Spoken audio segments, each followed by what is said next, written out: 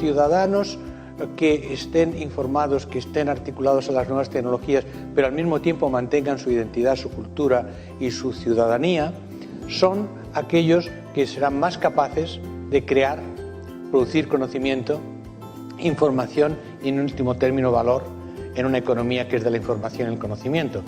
Bueno, yo la verdad discutiría el concepto de sociedad virtual, sociedad real. Creo que la virtualidad en la que vivimos es una de las dimensiones fundamentales de nuestra realidad. O sea, vivimos con Internet. No vivimos en Internet o para Internet, pero con Internet.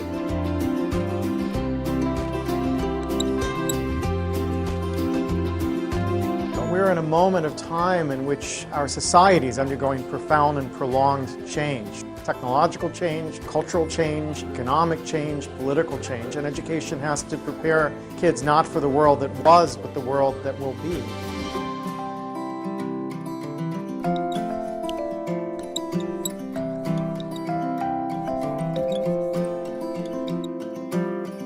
And human resources are like natural resources. They're often buried deep. You have to go looking for them. They're not just lying around on the surface. You have to create the circumstances where they show themselves. And you might imagine education would be the way that happens, but too often it's not. Every education system in the world is being reformed at the moment, and it's not enough. What we need, and the word's been used many times during the course of the past few days, is not evolution, but a revolution in education. This has to be transformed into something else. And the reason so many people are opting out of education is because it doesn't feed their spirit. It doesn't feed their energy or their passion.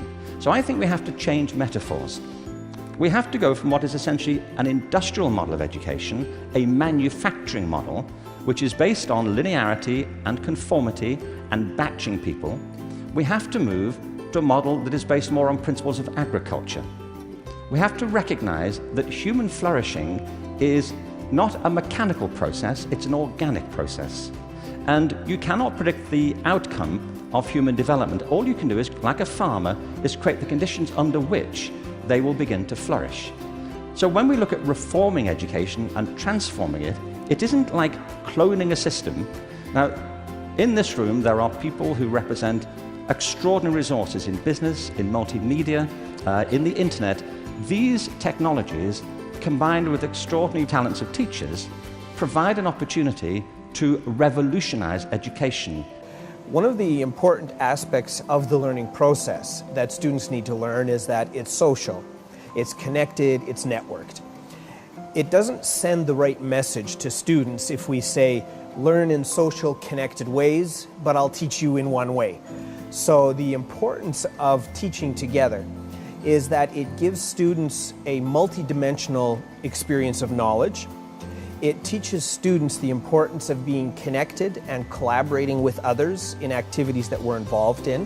What's different today, I think, is that the knowledge pieces are fragmenting more rapidly, and there's more fragments than there used to be. So what used to be, let's say, a 200-page textbook might today be a 5-minute video on YouTube or a 10-minute lecture on a different site. So the knowledge pieces are smaller now than they perhaps were in the past. But the interesting thing is, once your knowledge pieces become smaller, there are more configurations available. So if you have 5 pieces of information, you can connect them a certain number of ways. So that's where we need to test the validity of the knowledge coherence that we're making. But all of these, again, are part of this process of being networked and connected, and we form new ideas and we challenge those ideas through those networks. In a classroom, you can have students start playing with video recordings and remixing videos, and you can teach them how to begin to learn or function in a social network that maybe includes students from other cities. Now, none of these things mean you have to change your curriculum yet. These are all systems that allow you to change the teaching and learning process.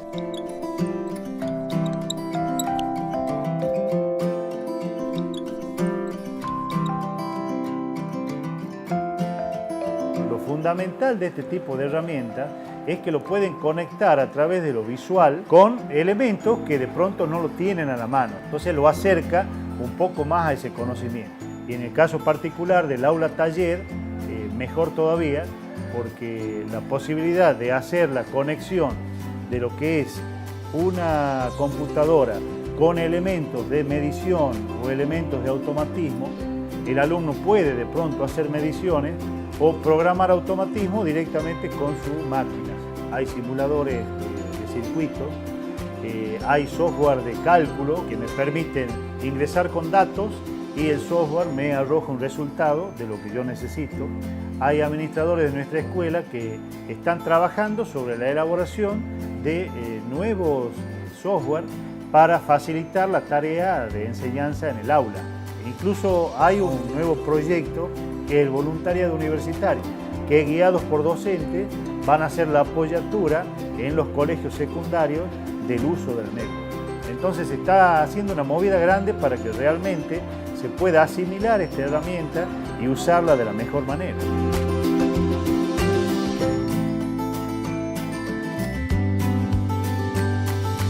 Hello, my name is Judy Harris. It's preposterous, isn't it? Design a house around a faucet. But in many ways, we've been asking teachers in many parts of the world to do something similar for about 25 years. We've been asking them to design learning experiences for students around digital tools and resources. Now, as ridiculous as that sounds, in some ways, it's understandable that we've made this mistake and made it for so long. These tools are incredibly powerful. They have enormous potential for helping students to learn even better and teachers to teach even better. But the problem is when we look to the tools to suggest how we should teach, it's like having a shiny new hammer, because when you have a shiny new hammer, everything can look like a nail. Another way to say this is that the tail wags the dog. When we look to the technology to suggest how we should teach, how we should help students to learn, we have it backwards. Creo que ahí la cuestión a pensar y conversar es cómo la escuela fortalece otras políticas de conocimiento, cómo ayuda a que se hagan otras cosas que las que los chicos ya hacen. Los chicos usan mucho las netbooks para entretenerse, para comunicarse, navegar con las cosas que les interesan, y eso está muy bien. Me parece que la escuela tiene que ayudar a ampliar sus horizontes con otras búsquedas, entendiendo mejor qué es lo que hay atrás de los buscadores, por ejemplo, qué otro tipo de producciones se pueden hacer. Si yo hago, no sé, un remix, hago un video, bueno, cómo ese video puede dialogar con otras producciones culturales, cómo puede dialogar también con las disciplinas de la escuela, bueno, cómo la historia, la sociología, la economía, la geografía me ayudan a pensar mejor el mundo en el que vivo, o el mundo natural también. Yo puedo tener muchas cosas a mano, pero si no sé que existen, no las busco.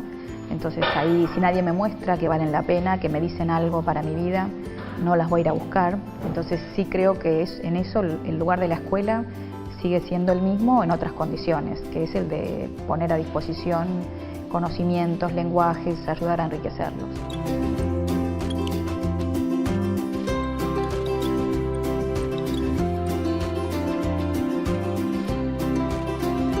Traditionally think about the distinction between formal and informal education, what happens in schools and what happens other places. I think increasingly we need to see these things in a relationship to each other and to rethink school activities in relationship to what's happening in these other environments, and in the other direction, for the schools to bring experiences and learning that takes place in these other environments into the classroom and into the school, especially for high school students and adolescents. The idea of a wheel with spokes, with the school is the hub of the wheel, and the spokes connect that hub to these other learning environments.